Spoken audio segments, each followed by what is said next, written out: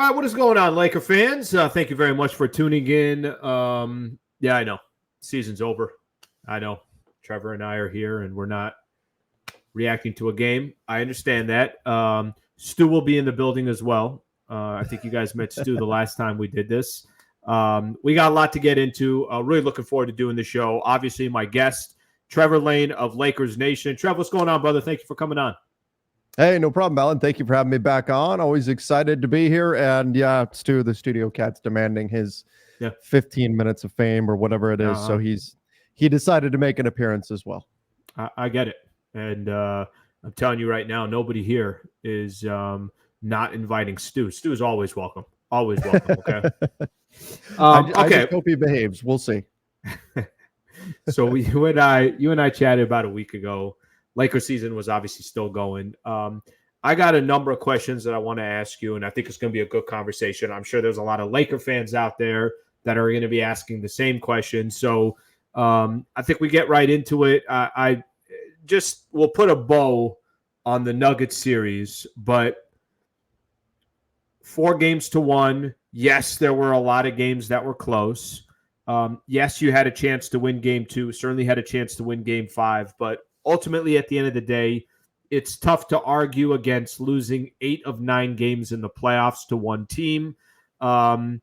Did you ever feel like the Lakers were in the series, had a real chance, or did you feel like, unfortunately, when push comes to shove, the Denver Nuggets are just a team that is better than the Lakers, and even if they kept playing, they're going to continue to win more than losing?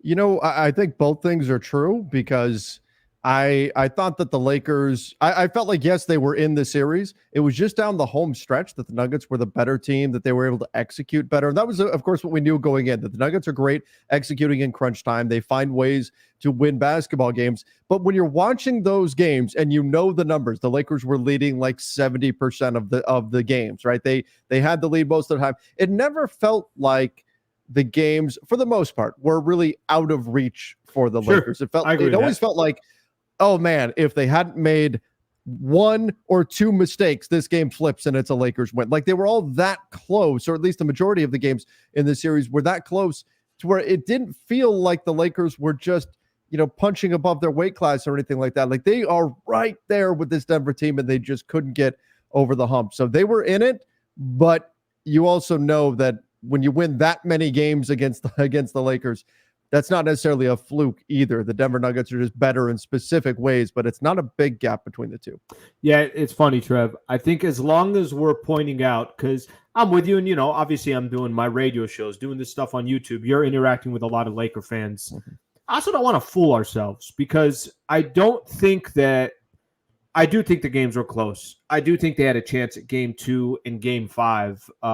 I do think last year the games were close as well, but not executing, late at the end of games, or maybe an offensive rebound that didn't go your way, or attention to detail that you lacked compared to the Denver Nuggets, those are so critical to winning, right? Like we've seen enough Laker championships in the past where we know how this works. To win a championship, you need a little bit of luck, but you also got to be flawless at the end of games. You got to have, obviously the coaching has got to be on par, all this stuff. So, unfortunately for the Lakers, didn't happen. Obviously weren't able to. I thought I was hoping just draw it to 6, get it back here to crypto, but they weren't able to do that. I want to get your thoughts on this, and I think this comes a little bit twofold here because I'm starting to hear more and more people. You heard Charles Barkley do it yesterday, really defend someone like Darvin Ham, and I've heard other people. I think we know the reports, right? Jovan Buha just put this out. I know this is a conversation we've been hearing a lot. He put this out earlier. Latest I've heard is the plan is still to move on from Darvin Ham at some point, likely by the end of the week, potentially as early as tomorrow. So I think everybody knows it feels like Darvin Ham's not going to be there much longer. How much blame do you put on Darvin Ham? I put a pretty good amount. I mean, if we're divvying up the blame pie, it's not. Look, I heard Charles's rant the other day. I responded to it on my show. I think he's completely out of line and way off base. He's making the same mistake that the people that he's criticizing are making, in that he's trying to put all of the blame in one specific place. And you can't do that. It's just not accurate. It's not true. If you look at this Lakers team and most teams, when they have their shortcomings, if you try to put it all on one thing, whether it's a player, whether it's players, whether it's the front office, whether it's the coach, injuries, whatever it is, you're wrong. There's a lot of things that have to go incorrect in order for a season to fall apart the way the Lakers did, and unfortunately not, advance past the first round. So I look at what the Lakers dealt with this year. It's not all on Darvin. When Darvin Ham talks about health being an issue, yeah, it absolutely was. The schedule was an issue. They had one of the most difficult schedules in the NBA. There were a lot of things that came into play here, the roster construction, all of that. But I think the team was built around the concept of cohesiveness, of chemistry, of consistency from last season. That's right. What they wanted to build around. And from day one, that went out the window, all because of an injury to Jared Vanderbilt. You had Rui Hachimura. Now, I know he was in and out with some injuries and things of that nature, but from opening night, you threw away the whole concept the team was built around because you wanted to start Taurean Prince instead of starting one of the incumbent guys. You could have just gone with, say, like a Rui Hachimura or something like that. So that being a factor, the team losing its way after the in-season tournament, that terrible stretch of whatever it was, 13 games, that was a big issue too. I think that when you look at the rotations throughout the season, you look at the players reportedly feeling like they had to win games in spite of the coach. I think a lot of it does fall on Darvin because, Alan, ultimately it all rolls up to this. Because we could talk about the in-game adjustments. We can talk about the rotations. We could talk about the timeout usage or lack thereof or whatever. But ultimately it comes down to this. Darvin Ham's superpower is supposed to be that the players want to run through a brick wall for him, that he is the guy that they will follow through the gates of hell, right? That's Darvin. That's supposed to be what he is as a coach. And that clearly was not the case this season. So if that's the way things are, that he's not that guy, then what are we doing? What are we talking about then? That he doesn't have another quality, not right now anyway, that brings him to another level as a head coach. He's got that. He's the leader of men, and these men didn't want to be led by him. And I think that's fair to say based on the way things have gone this season, particularly if they were really that inspired by him, were we going to see the kind of slide we did after the in-season tournament? No. So unfortunately, I do think he does get a pretty heaping piece of that blame pie. Again, it's not all on him, but there's a lot, I think, that does fall on Darvin this season. So I think it's fair. By the way, very, very well laid out. You should consider doing a podcast often. You're pretty good at it. No, I think it's really well laid out. And I think if I was arguing the other way, this is a conversation we had this morning, and I was doing this on the radio show, and it was, hey, he can't control D'Angelo Russell hitting 7 threes or literally having 0 points in a playoff game. He can't control Rui Hachimura, who signed a 3-year, $17 million deal for what he did last playoffs. And clearly up until that, game 5 was a non-factor, I thought, in the first 4 games. There's certain things he cannot control. But I think for me, even if I put to the side everything you talked about, the rotations, the starting lineup, having one game where you have 2 timeouts left and a challenge, having another game where you don't have any timeouts left, right, when you need it. Even if I put all that stuff to the side, what Anthony Davis said after game 2, I think said everything. That the fact that he threw his bus or threw this coaching staff and Darvin Ham under the bus is, I think, says it all. And here's another thing, and Trev, maybe you caught some of this, maybe you didn't. In those exit interviews, which was odd in itself that wasn't a separate day for them to have the exit interviews, in those exit interviews, I never heard any player, and again, maybe this happened, I just didn't hear it, but I also never heard players saying, and maybe the question just never came up, but if a question came up of, hey, there's reports out there, Darvin might not be the coach, I wonder if their answers would say, if you think Darvin Ham was the problem, you're an idiot because he wasn't the problem. I don't know how much they would have his back on that because of some of the reports earlier in the year, and then also, like we mentioned, the Anthony Davis situation after game 2. No, that's a great point, Alan. The silence from the players spoke volumes. Because even if the question isn't there, we know the way this goes. You and I know this. We've interviewed tons of guys. They're going to say, it doesn't matter what question you or I ask. They're going to say what it is they want to say. If they have a point that they know needs to get across, they're going to make sure that point gets across, regardless of what the question is. So the fact that you didn't have, because this was a thing over the course of the season, we heard, Darvin came under fire. His seat got hot at numerous points throughout the season, and you didn't really hear the guys stick up for him. And again, that goes back to, as Anthony Davis said, we didn't know what we're doing on either end of the floor. And it goes back to this whole idea that the players just didn't really want to be led by him. He lost that team. And look, here's the problem with this, Alan, is that I've got people say, oh, well, it's because, you have something against Darvin. You don't like Darvin. No, I like Darvin Ham. Like as a guy, Darvin's one of those guys you want to sit down and have a beer with. Like I would love to just sit down and have a conversation with Darvin. I legitimately think he's a good dude. And I want nothing but success for him. I wanted this to work out so well. I was hoping this was going to be great. And he was going to be the Lakers coach for the next 10 years because he's a personable guy. He's a fun guy. I enjoy the answers that he gives in some of his press. People get upset with some of his answers, but he also doesn't just give robotic answers to things too. So I like Darvin Ham, but I think the bottom line is he's not the guy for this team, and we're going to see them move on from him. Yeah, and to add to that, Luke Walton, he was a good dude too. Watching him coach, interacting with him. Frank Vogel, good dude too. Yes. Darvin Ham, good dude too.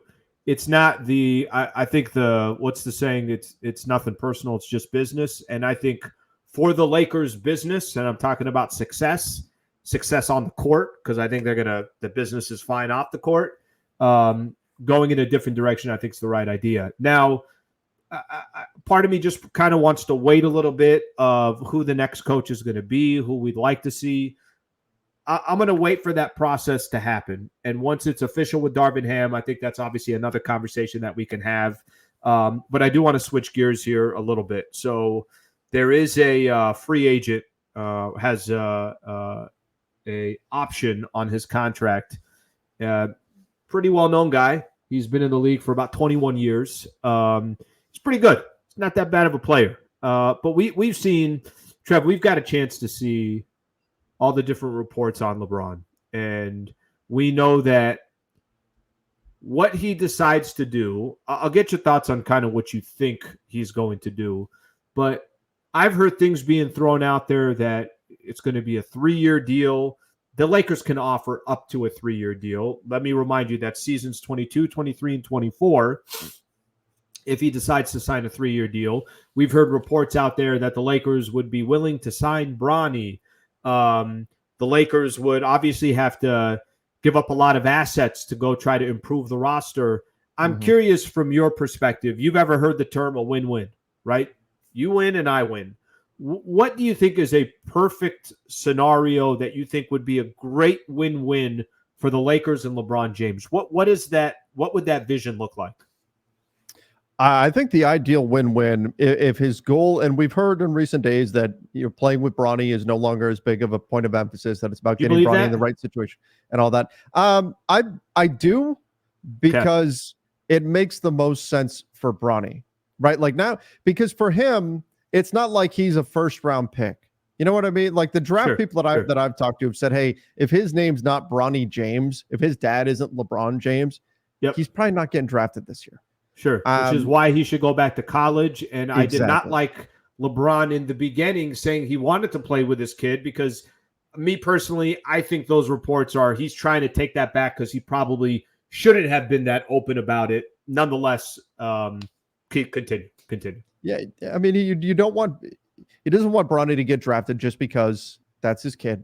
And he wants to make sure he winds up in the right situation with a team that wants to develop him. And you can make an argument for, well, go pro now, get into a pro system, play in the G League, develop that way, and that's fine. But again, you want to make sure that whatever team that is, whether it's the Lakers, whether it's the Orlando Magic, doesn't matter, that team is developing for him and not because they're hoping to lure LeBron or something like that, because that's not going to help Bronny long-term. So I think there's an understanding that that they need to focus on what's right for him. And that may not be playing with his dad, even though that would be absolutely incredible. If it does happen and it just happens organically, great. That's fantastic.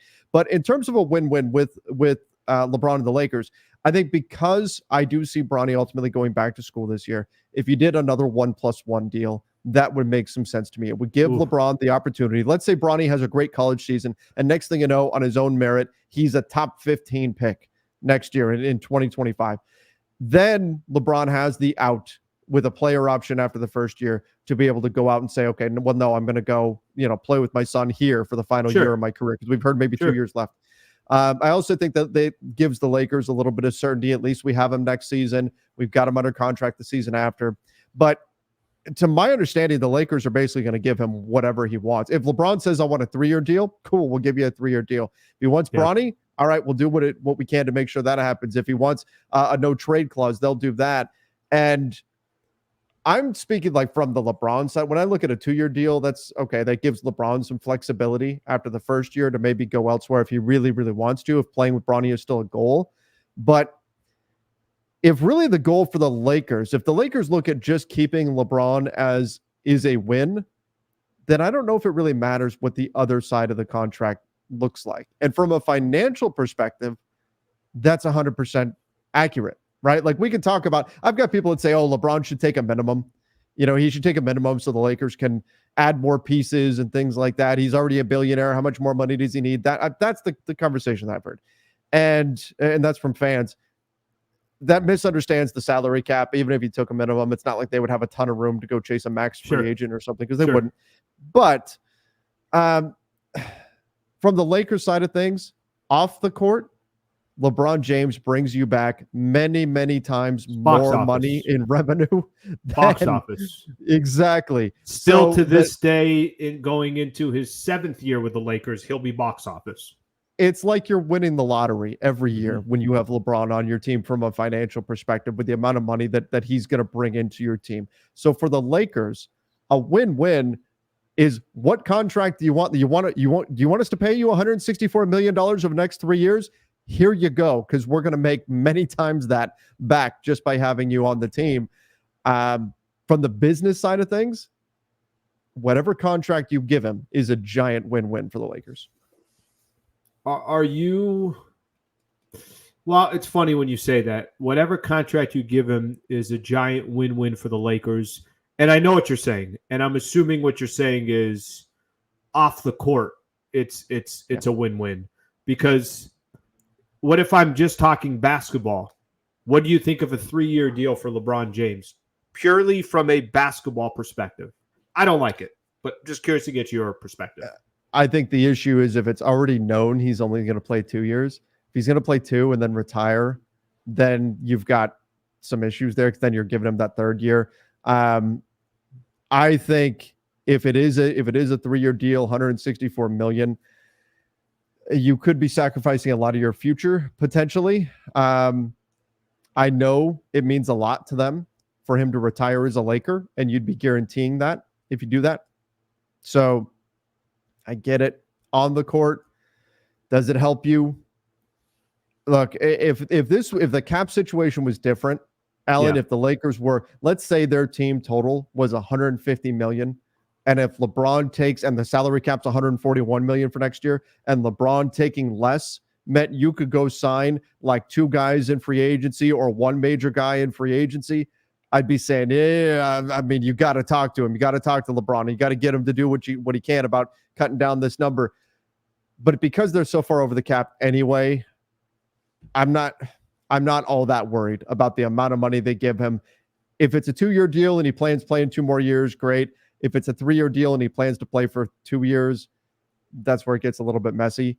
But again, I still think if it's a max contract, it's what you need to give them. It's not going to hurt you much anyway in terms of what you can do on the floor. I will stick to your win-win ideal 1+1. That I'm in agreement. Yeah. I'm in agreement with. Hopefully that's what the Lakers end up doing. Well, actually, it's kind of funny. The Lakers truly. It's kind of interesting to me that they've positioned themselves that they have no say in this. I don't think LeBron wants to leave. I don't think if you told LeBron, hey, guy, we're just not giving you, it's 2 years is the most that we're going to do. whatever they say, or if they said we're not drafting Bronny, that's not where we want to do this. I'm just speaking hypothetical. I don't know how much LeBron would pick up and leave and go somewhere else. Maybe I'm wrong, but I don't feel like LeBron wants to leave either way. And they've given him all the leverage, and it's funny how they just feel like they have no leverage, but that is what it is. I know that, part of what the summer is going to look like for the Lakers as well. You've seen the reports, and we've heard the name a ton already. I just want to get your thoughts on this specific player. We know the Lakers are going to have 3 first-rounders to dangle. Okay? Mm-hmm. We know that, I remember after the Lakers trade deadline passes, it was on a Thursday. Lakers had a game Thursday night, and I was there. Rob Pelinka was addressing the media, talking about the trade deadline, Lakers not doing anything. And I will never forget him saying, because he said it, that I have more assets that I could use in the summer. You can't buy a house that's not for sale. Talked about having 3 first-rounders in the summer. So I think he was basically saying if he was playing poker, he wasn't really playing poker, because I think what he was telling everybody is, I'm using my assets in the summer. My question to you is the name that keeps coming up. Are you a fan of giving up the farm for Trae Young? And I'm talking Trae Young specifically, and I've seen some of those reports out there. Obviously, he's a clutch client. Maybe it is costing you X amount of first rounders, 2, 3, whatever it is. On top of that, Austin Reeves, now you're trying to match contracts. I'm sure Rui's in a deal like that. Maybe Vando's in a deal like that. Is Trae Young the guy you're giving up the farm for? So I think that I get short answer is no, I don't like it. I don't either. We're on the same page there. Yeah, I don't like it. And that's not to say Trae Young isn't a good player. I think he is a good player. 25 years old. He's kind of a fringe superstar in the NBA right now. But there's a very Westbrook-esque vibe to this. But in a different way. Right? Trae Young is 25. If you're right on Trae Young, you've got a superstar for your team for the next however many years, right? He's going to be in his prime for the next 6-7 years. So if you were right on Russell Westbrook, okay, you've got a good team for a year or two. Trae Young, the upside is you could have the guy after LeBron, right? That's the potential there. That's the perhaps enticing part. But the scary part is, the thought coming in about when they traded for Russell Westbrook, which wound up being one of the most devastating trades in sports history, wound up being, can talent outweigh fit? Right? That was the big question. And the Lakers bet on yes, it can. And with Trae Young, while he can shoot the 3, the fit concern is still there. Defensively, we know he's a disaster. He's a terrible defensive player. Offensively, he's very good. But what does he need in order to be good offensively? He needs the ball. We found out in his partnership with DeJounte Murray that he's not great off ball. Now, is LeBron going to convert more into being an off ball player? Okay, but I'll believe it when I see it if LeBron's not going to be handling the ball in crunch time. So then where does Trae Young's value go at that point? I think there's some diminishing returns in that. If Trae Young's going to come in, if he's going to be at his best, he needs to be the primary ball handler. And I don't know that that's always going to be the case if he's joining up this Lakers team and sharing with LeBron James. But beyond that, because I do think that's something you can work around to a degree, right? I mean, LeBron and Kyrie worked out okay. Kyrie's a guy who's at his best with the ball in his hands. Luka is working fine with Kyrie right now. So I'm not saying that is the ultimate, like that's it, straw that broke the camel's back. You're done with him. I think the problem is for Trae Young to be the guy on a team to get that next level, you have to very carefully build a roster around him. And the same was true with Russell Westbrook. It gives you very little margin for error. You're looking for very specific players. And in today's NBA, particularly with the limited assets the Lakers will have, there's no guarantee that they're going to be able to stockpile the team with all the 3-and-D style players that you would need to really find success around Trae Young. So there's some real limitations in how you're going to build out the team simply because of his play style. And it begs the question, is he worth, given that, is he worth 40 million, 43 million, 46 million, 49 million as his salary keeps going up and up? Is he worth that number? Is he worth the percentage of the cap that he takes up? And I don't know that that's a definite yes. And if that's the case, I don't know if I want to sacrifice everything in order to go get him. And that's the challenge for me. Is it just me, or does it feel like I don't even think anyone would be crazy about Trae Young? I think it's the timing of it, and that's what's available. You know what I'm saying? Yeah. That it's not that's the guy we want, and we're going to give up heaven and earth to go get him. Maybe this is a good example, maybe it's not, but Anthony Davis, it was kind of like, all right, whatever the hell you got to do, and whatever it cost, and we could kind of sit here, oh, I can't believe that guy was included as well, or whatever. Okay, if that was the business of getting Anthony Davis, it's like you'll figure it out after. You can't really. I think the Trae Young thing, it's more that there's the pressure from LeBron is at this stage of his career. You're trying to win right now. He's got that option that's basically saying, go get me more talent. If it's Trae Young, that's the one that's available. Let me give you an example. If I could give up less and go get DeJounte Murray, I'd rather do that. So the Trae Young thing is more like if I could keep more of my role players and give up one less pick, but I get DeJounte Murray, cool. I'll take that all day long over I got to trade everybody, all the key role players and 3 first-rounders, and then I'm getting Trae Young in return. So I don't really feel like I hear many people saying Trae Young, oh my gosh, can you imagine if they got those 3? That's the perfect. And I know for me, I don't feel comfortable with a Trae Young, Anthony Davis, post LeBron James, thinking that's going to go up against these teams in the Western Conference and do some real damage. Stu, do you agree or disagree?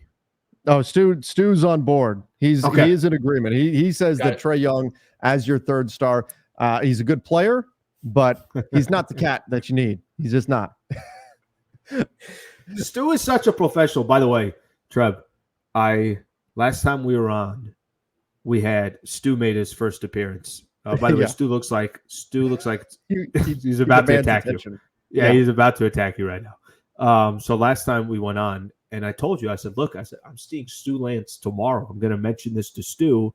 Did you really? You named your cat. Well, remember when I told you I was going to do it? Yeah. And then I saw Stu the next day at the game, completely choked.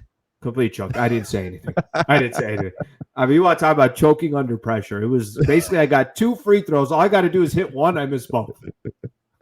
Well, I mean, think about it. It's Stu Lance. I didn't know how do you go tell Stu Lance, hey, I met a cat that's named after you. I didn't know how he's going to react. I mean, if I said, hey, Stu, I don't know if you know Trevor Lane, Lakers Nation, he's got a cat named after. By the time I played it all in my head, I'm like, I'll just abort mission. Like this could go horribly wrong if it comes. I'm going to be walking away, and Stu's going to be going, "What the hell was that?" Abort mission. That's what I ended up doing.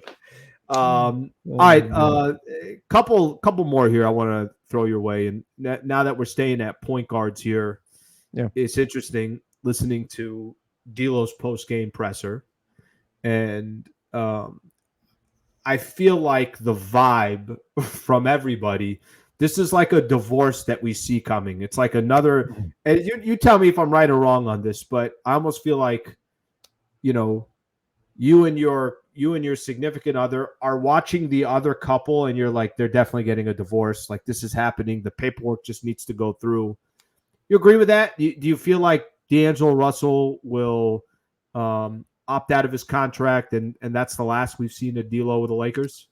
I think he's going to opt out of his contract. I don't necessarily think that's the last we've seen of him with the Lakers. I think there's a situation where the two sides, it's like you get a divorce, but then you realize the real estate market is so high around you that you can't afford to live on your own. And so you wind up cohabitating for a little bit. That I could see something like that, where if the market doesn't offer D'Angelo Russell what it is that he wants, then his best bet might be to try to stick around with the Lakers. And for the Lakers, that could actually work out too, because they don't want to lose him for nothing. They'd like to be able to trade him. Here's the problem. A lot of people, I saw a lot of this, get D'Lo off this team, get him gone, all that after game 5. The problem is the Lakers cap situation. They can't replace him, right? If he walks away, he doesn't pick up that $18.7 million player option. You don't have $18.7 million to magically go spend now. You're over the cap still. Sure. So at best, maybe it frees up a tax pyramid level. So you have like $5 million to go spend. That's not going to get you a D'Angelo Russell level player. So your best opportunity would be D'Lo looks at the market and goes, well, damn, there's not much more. Okay, Orlando, maybe San Antonio's not interested. Orlando's not interested. That long-term deal I want's not here. Okay, I'm just going to pick up my option. Boom, instant trade chip for the Lakers. You got a 1-year, $18.7 million expiring contract, particularly if you can negotiate it ahead of time, kind of like the Lakers did with Montrezl Harrell when they made the ill-fated Russell Westbrook trade. Pick up that option, and then we'll put you into a trade package, and you can go be the guy in Atlanta or wherever and try to really up your value if Atlanta wants him. That's just an example. Sure. Or you negotiate a new deal, and you say, hey, D'Lo, let's run it back. Let's do another 2-year deal, another 1+1. You'll get the player option next summer, but we want the opportunity to trade you midseason, and we'll see how it all moves forward from here, and we'll keep you at the same number, and we'll go from there. I could see that scenario playing out, because I don't know that big offer that he wants is out there. That's what I was going to ask you. The Lakers don't want to lose him for nothing. If it's go ahead. What do you think? What do you think that if he got I'm just throwing out numbers. If he was able to get 3 for $60 somewhere else, gone in a heartbeat? Yeah, I think so. I think he'd be gone at that number. I think he would take the it's a couple mil more and it's a little bit more security. And frankly, it's not an awful contract for whoever takes that and then decides, let's see where we're at in a year. You know what I mean? Give them a 1-year opportunity, and just if they want to dangle that with just 2 years left after. I know that's been kind of his entire career. But I wonder if but I don't know if that's going to be the market for him. He's an interesting one. Yeah. I would prefer he's not a Los Angeles Laker next year. I would prefer that. And if the best way to do that, like you said, is he picks up his option and he's part of a package this summer, that would be ideal. Yeah. But I also understand what the value is of making sure that asset's with you and not gone, and you got nothing for it. If I'm D'Lo, I at the very least want to come out of this summer with more of a long-term contract. Because he only has 1 year left. So if I'm him, I'm probably trying to sign a new deal. And then if you're the Lakers, maybe you could try to move him at the trade deadline or before the trade deadline if you believe that he's really not the guy that you want long-term. But he was great this season. I think the playoffs, it happened last year. People forgot how good he was during the season because he was bad in the playoffs in the Western Conference Finals, and everybody just ripped him all summer. He had a couple of good performances in the playoffs this year. Had some stinkers, 0 points, inexcusable. You can't do that. So I think his value will be somewhat depressed this summer again.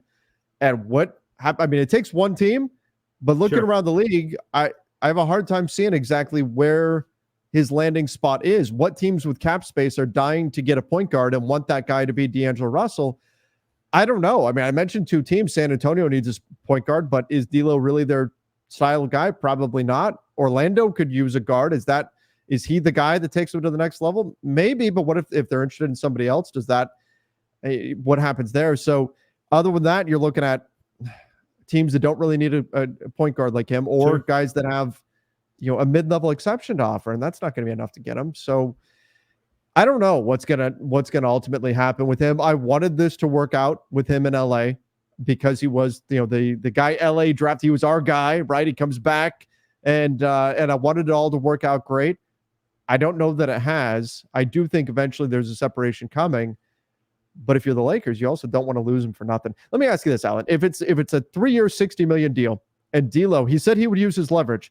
Let's say a team offers him 3 years, 60, and D'Lo comes back to the Lakers and says, "Hey, they're offering me 360. If you guys will do match that, or if you guys will do 367 or something, I'll do that. Will you guys give me that?" What would you do if you're the Lakers?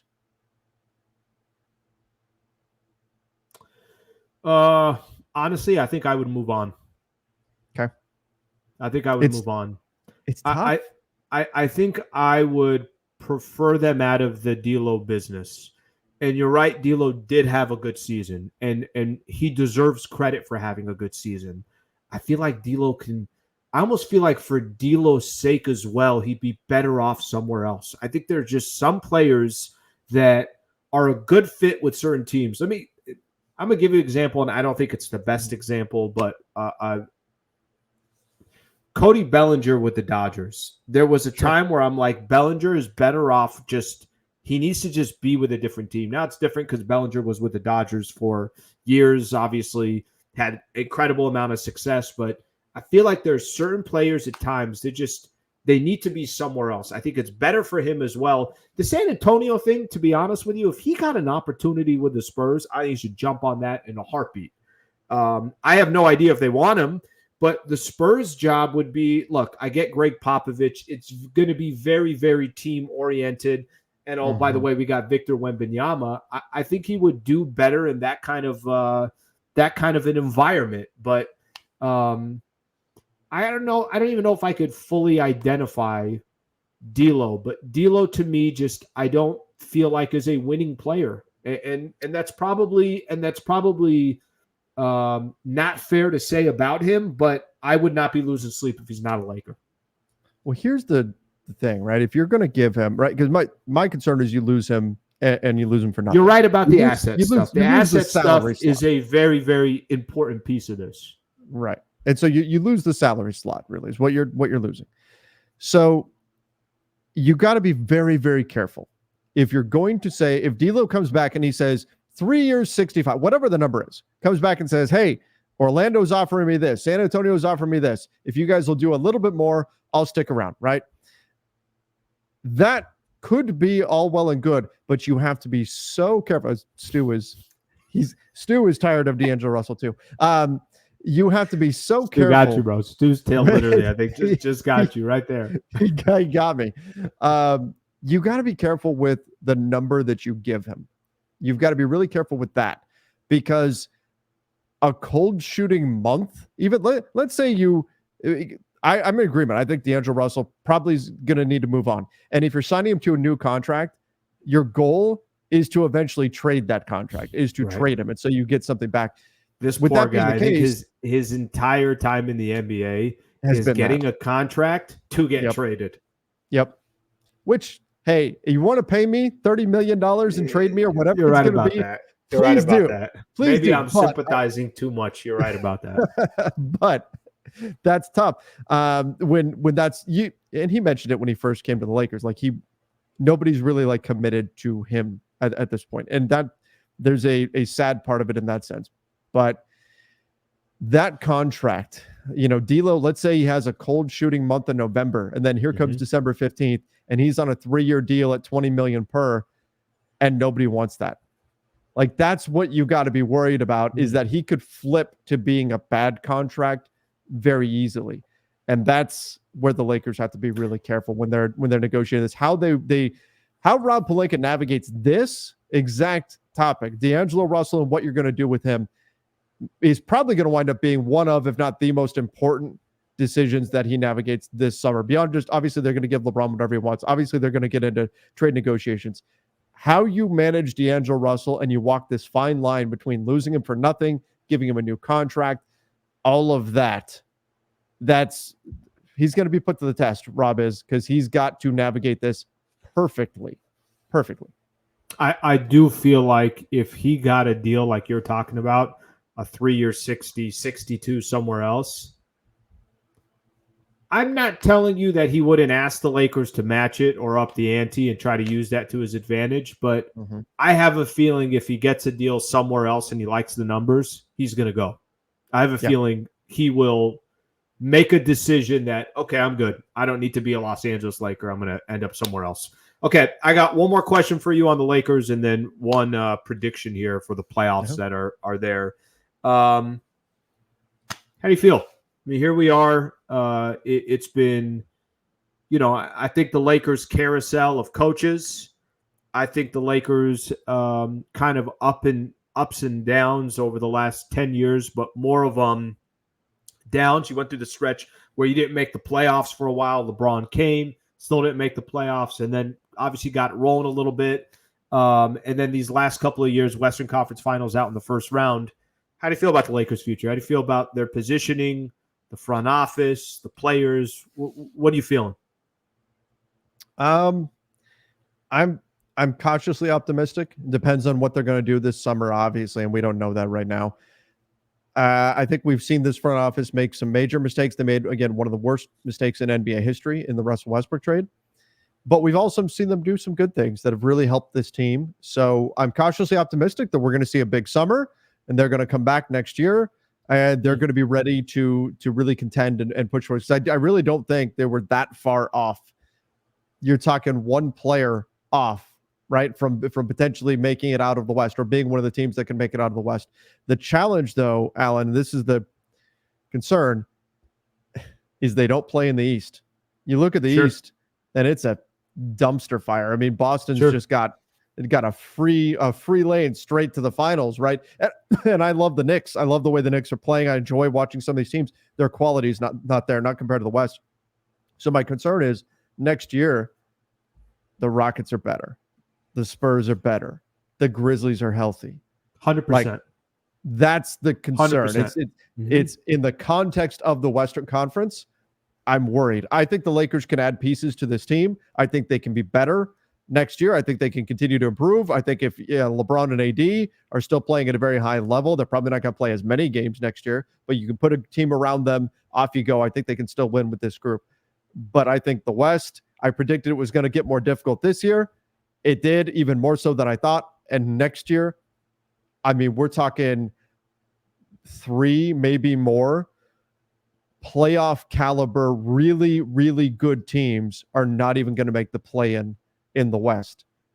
It's going to be brutal. And in that environment, who the hell knows what's going to happen? I love that the 3 teams you mentioned are all 3 teams that didn't make the play-in, right? Or the playoffs. I love that you mentioned the Spurs, who will not only be better because of Wemby, they got some money to go spend, and they're going to go spend it. I love that you mentioned Memphis, because we all of a sudden just forgot that Ja Morant and Marcus Smart and Jaren Jackson Jr. and all these guys, they'll be back. Don't forget, last year they were a number 2 seed. And Houston's going to be a dogfight with every team that they play. It doesn't have to be pretty, but you're going to get a real match for 48 minutes. So I think you're 100% right on that. I think, it's interesting summer. The coach that you get, you're now also even more dependent on AD being healthy.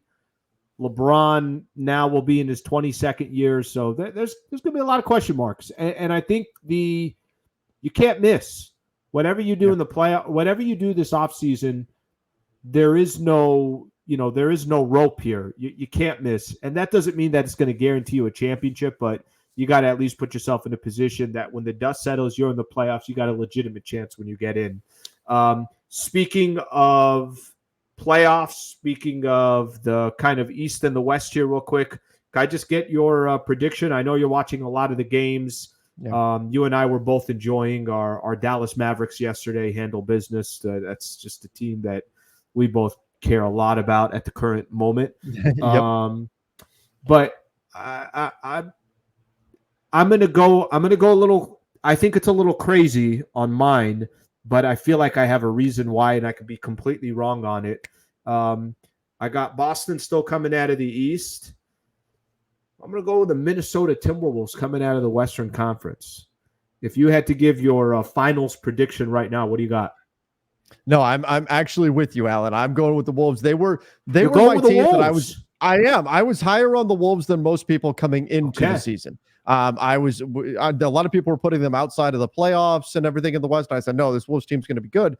I didn't know they would be this good, but I picked the Suns to win the first round series. I've been behind the Wolves all season, and I picked the Suns. I went, oh, they've been a tough Well, matchup during the regular season. I was going to say, didn't Suns sweep them during the regular season? Yeah, they were great against. I don't remember if it was a sweep, but they were great against them during the regular season. They exploited the Wolves' defense and all that. And you know what the problem was? I went away from the old adage that defense wins championships. It's defense that matters so much more in the postseason. The Suns don't have that. The Wolves did, and that mattered. That certainly carried the day, in addition to Anthony Edwards just being great. So I think the Wolves have a great shot. I think the Wolves have a great shot of beating Denver, and I could see the Wolves making it all the way to the finals. And I hope they take down those ghouls in green and they avert us from the dark timeline of a Boston Celtics 18th championship. So I do have the Wolves right now. I picked the Mavs going into the playoffs, but now having watched one series, I think the Wolves can do it. I think they can get through even Dallas, and the Wolves can represent the West in the finals. Okay, so here is why I think for me, it's kind of funny. I was never really sold on Phoenix just because, one, basketball, I never felt like they played like a team. The reason why I'm going Minnesota is because I just watched Denver. And it's kind of funny. This isn't a knock on Denver, but, Trev, they got no depth, none at all. Their bench was virtually irrelevant during the Lakers. And seeing Minnesota, listen, if Denver wins, then nobody's going to be shocked or surprised. But seeing Minnesota throw out Karl Anthony Towns, Rudy Gobert, you and I know Naz Reid has never missed a shot against the Lakers. No. And this is before I even mentioned Anthony Edwards. Jaden McDaniels is a great role player. Mike Conley is like the perfect vet and hits big shots. Nickeil Alexander, I think that's he's a fantastic role player for them as well. And I haven't mentioned Anthony Edwards, who's probably been the best player in the playoffs or not. I think it's going to be a great matchup. I don't know if a lot of people believe in Minnesota. I think you two, you and I might be the only ones there, and I do agree with you. Just avoid the Celtics winning, and we all win a little bit. You know what I mean? Just a little bit there. Oh, yeah. I hope there's somehow, some way. Again, I love the basketball the Knicks play. I think they are missing a piece, particularly in the offensive end, that would get them through. But I think the Knicks are really our only shot at somebody tripping up the Celtics in the playoffs. And as Stu decides he wants to get on here before we Stu, get in there, bro. Stu, get in there. He is all about this. But no, I think the Knicks are the best shot right now to knock him out in the East. I don't think it's going to happen. So it's going to be on whoever comes out of the West to deal with this and end the Boston threat for all of us. Because I'll tell you what, the playoffs become stress-free for me as soon as the Clippers and the Celtics are eliminated. Then it's stress-free. Until that time, I'm stressing. It's a true Laker fan right there, my people. It's a true Laker fan. Trev, thank you, buddy. Really enjoy doing the show. Really enjoy hanging out. Your analysis is obviously one of the best in the business. Just to promote, I know you guys already know Trevor Lane, but on Twitter, @Trevor_Lane. Go check out all the shows he does, of course, on Lakers Nation. Also the Front Office Show, which is a great show as well, looking at really the NBA more as a whole. So, Trev, thank you, buddy. Thanks for doing this, and I know we'll do it again soon, and we'll get a little bit closer to the offseason as far as some more action going on with the Lakers. But thank you for the time. Hey, sounds good, Alan. Thank you so much for having me. All right, Laker fans, appreciate it. I hope you guys have a great rest of your night, and we'll get with you guys soon. Thanks, Laker fans.